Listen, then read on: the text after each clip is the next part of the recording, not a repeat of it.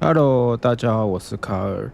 在前些日子，Innibuilds 发表了轰动全武林的 A350外挂机，但是在刚开始的版本中，有太多的 bug，令全球玩家为之崩溃。那包括我也是一样。那 Inni 在经过这段时间的努力下，已经有把这架外挂机修理得越来越稳定了。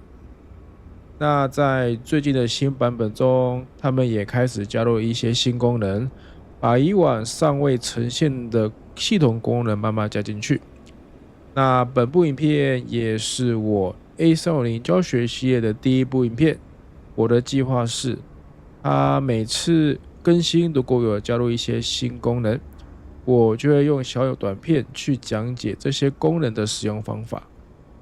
在 Airbus 350上的飞行管理系统有很多功能是在以往的 A320、330等等是看不到的。这些功能看似不难，但在某些情况下却是不错用的小工具。本部影片会介绍3个新功能：ETT、CMS 跟 CDA。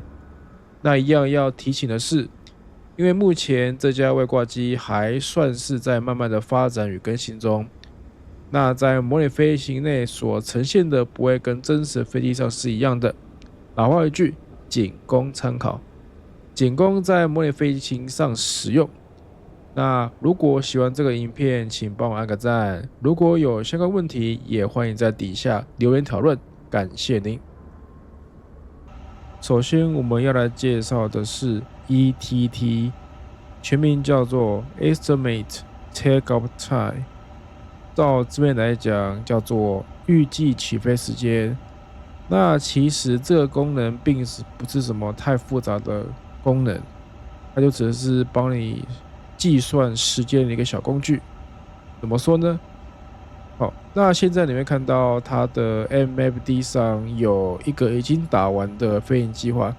那你会看到，在这个 time 部分，在 pre-flight 的时候，就是你飞机还没有起飞的时候，这个 time 的格式是用累积时间来算。比如说起飞后14分钟会经过听候。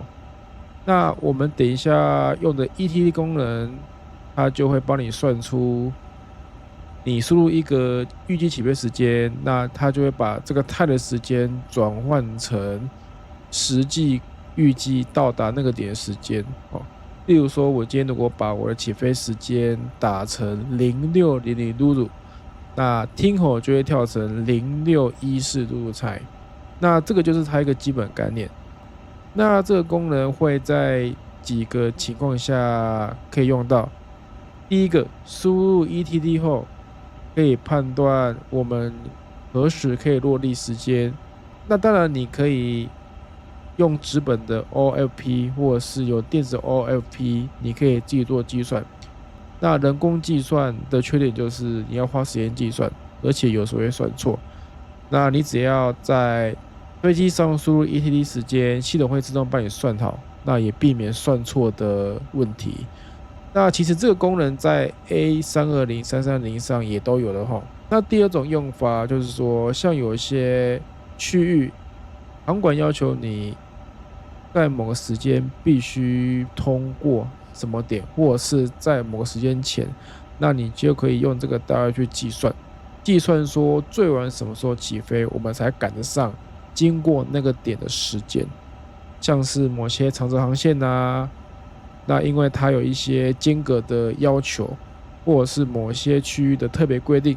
那要怎么使用呢？很简单，你只要在任何一个点给它按 time 进去然后选到起飞跑道，就是目前是从动作滑到离场嘛，然后再直接打时间，时间格式是像这个053937，你不用打这个冒号了，就直接打。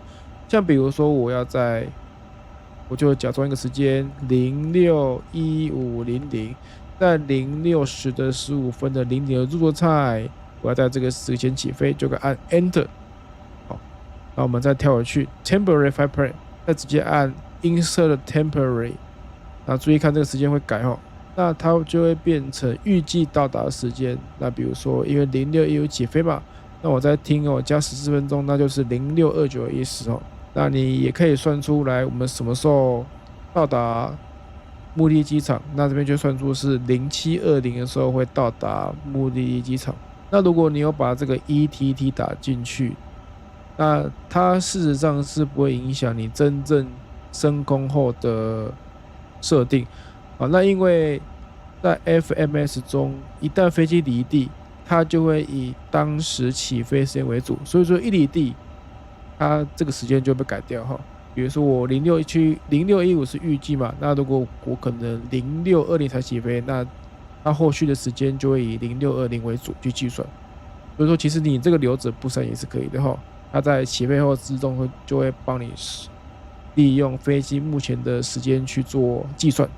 那其实 ETT 的功能是包含在我们叫做 RTA 的功能。看一下 RTA， 它统称叫 RTA 功能，在空巴的文件上是叫做 Time Constraint 的功能。那因为目前 Inibuild 在 RTA 功能并没有很完整的去把它呈现出来，所以说目前按这个几个按钮都是不能用的哈。那待它之后把 RTA 功能都写得很完整后，我会再做另外一集去完整介绍这个 RTA 的使用。那目前 ETT 使用只能打在起飞的跑道哈。那目前如果你用其他的航点去打，目前是没有作用的。这也一样，大概要等 Inibuild 把 RTA 整个都搞到完整的写完，它的功能才会去完善。那要怎么删除 ETT 呢？很简单，你只要在这个 ETT 上点一下，然后按 Backspace 按下去，它就会自动删除的。它删除 ETT 之后，你就会看到这个 time 就回到我们的累积的模式哈。那接下来介绍一个叫做 CMS 的功能。CMS 全名叫做 Constant Mark Segment。那这个功能也没有什么复杂计算，它只是单纯让你，今天例如说航管要求在巡航的时候，在某一段的航路上保持它要求的马赫数。比如说从 Papa 开始到 Cambo 这一段，航管要求你说，在这个航段，在这个区间先保持马赫数是0.80，那现在是0.7嘛。那以往的做法，我们就是开窗，然后往上调到0.80嘛。那这个功能可以让你关窗，可以让你这个的数字没有出来。那我们空巴的行话叫做关窗啦，开窗就是 Selected Speed， 关窗叫做 Managed Speed。那我们可以直接在 FMS 里面去做调整。那怎么做的？很简单。那现在，例如说，我刚才讲说嘛，航管要求我们从 Papa 开始到 Cambo 之间保持0.8动，怎么做呢？回到 NFD 的屏幕上，点，应该是从这里开始。好，从 Papa 开始，你可以点它的航路名称、航点名称，再直接选到 CMS 哈。那也可以随便进入那个页面的，比如说我直接按这边。然后按 CMS， 这个都可以哈，看你要是哪一种。那一般而言，直接点这个页面 Papa 这个航点，直接选到 CMS 是最快方式。你要看到这边也有很多 vertical elevation， 有 RTS、B、CMS、R2、Step R2。好，我们选到这个 CMS 的页签里面，那这边有2个可以选哦，那你就把它按箭头选你需要的航点哦。那它这个航点的 list 是从Top of Quiet 之后到 Top Descent 之前的航点都可以选。那现在比如说我要从 Papa 开始，选到 Cambo 之间，那我保持0.8动，给它 Enter。接下来按 Temporary Flight Plan， 你就看到从 Papa 开始加速到0.8动，直到我们的 Cambo 的航点，直接给它 Insert Temporary 就好了。好，现在可以看到 ND 上会有显示，你把这个看水打开，你会看到有一些0.80数出来。好，那在 FMS 你会看到有这个点点的米字号，它是 Magenta 的颜色，0.80它会秀到这边。从 Papa 开始加速，然后 Approach 到这边到 Cambo 都保持0.80的速度。那飞机从跑跑开始就要开始加速哈。可以稍微等一下，现在是0.71嘛，0.709，差不多0.7的马赫数。好，它到了嘛，开始到经过跑跑开始加速，所以这边会它的 max speed 就直接调到0.80，相对应的 indicate speed 的速度哈，所以它飞机这样开始加速。那这个就是它的用法，很简单，没有什么复杂的原理，它就是帮你做一个 manage 的动作，自己不用再去开窗去选你要的马赫值哈。好，那怎么删除呢？一样很简单，一样会回到你就随便点一个嘛，然后点 CMS， 再来直接按就好了 ，delete CMS 按下去，它就消失了哈。然后再回到 temporary flight plan， 你发现这边都已经没有它的马赫数的 constraint 了，直接按 insert 就好。好，你会发现飞机开始减速哈，因为我这边已经没有任何给它的限制。那再补充一个小细节。那你会看到，如果我有设 CMS 的地方，它的左边有一个米字号。这个米字号其实是有意义的，它有分颜色，它有2种颜色，一个是这种 magenta 颜色，另外一种是 amber 颜色。那空巴对于颜色蛮重要的哈。那比较熟的朋友大家都知道，如果是 magenta 颜色，代表说它是可以被符合的。那如果是 amber 颜色，代表说它可能飞机可能没有办法达到这个 constraint 的要求。那不过我刚刚有测试一下哈，那 IndyBuild 好像对于它这个颜色显示好像是有点怪怪的，我不太确定的。对，那像是说我是从521开始加速到0.88，那521到 quota 之间它其实只有6里而已。那理论上像是0.7马赫数嘛，那它是加速它在 quota 是没有办法达到0.88这个速度的，所以说理论上它应该是秀一个 amber 颜色。那不过 Indy 好像没有把它做出来，我不知道是没有做出来，还是说我的条件不对。那不过有时候我也会看到它有秀这个 amber 出来，这个就是比较细节的地方，给大家稍微知道一下。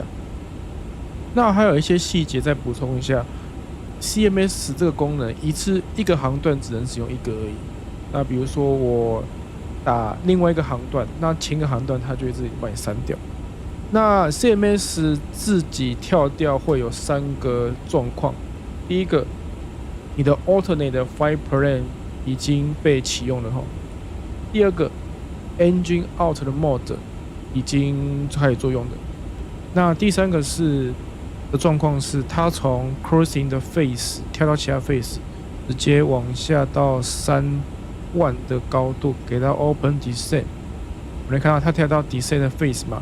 那这边就挑一个 mark segment deleted， 那它就自动把你的 CMS 给它删掉。那接下来这功能叫做 CDA 全名叫做 Continuous Descent Approach， 那照字面上意思叫做持续下降进场。那这个功能可以提供飞行员什么呢？那照文件上的意思是说，它会提供一个 idle power， 从 TD 点下降至1000尺。然后也会帮你减速，它的目标是在1000尺的时候，你的外形会全部放出来，然后你速度也会减速到进场速度。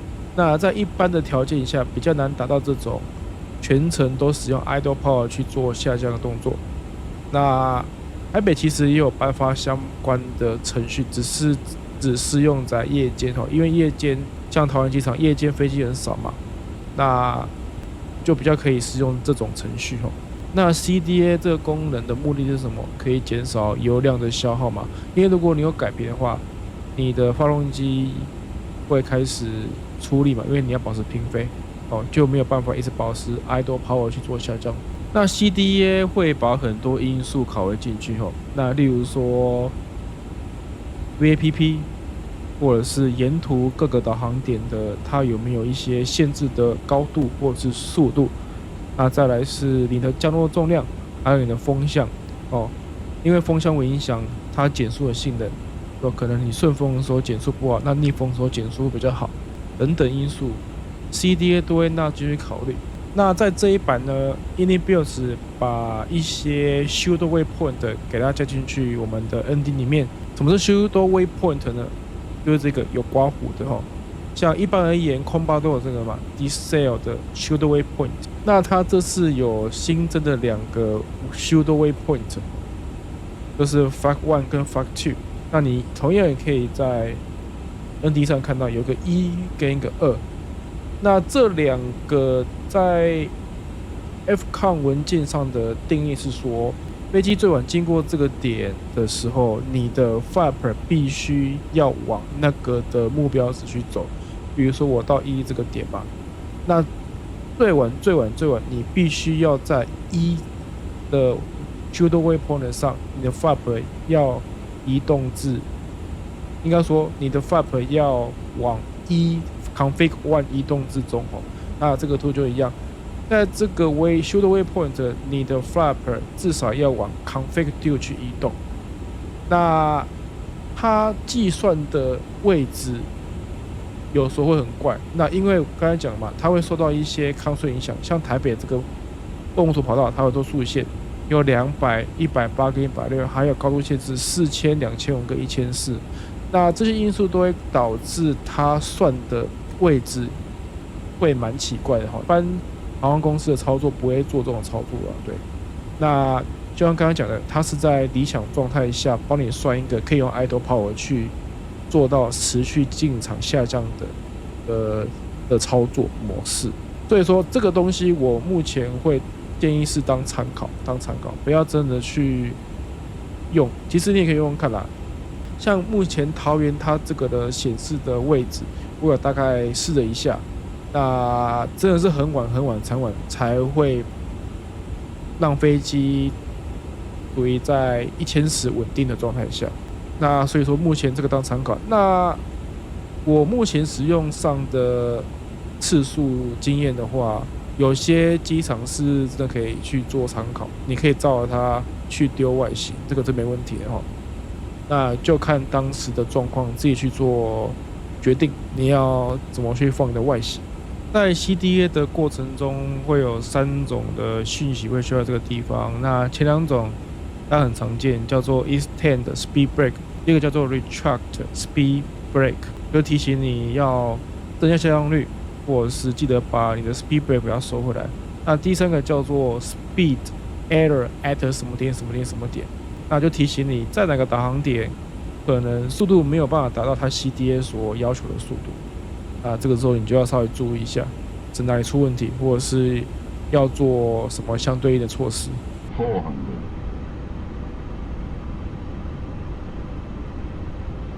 那本次的小教学就到这边。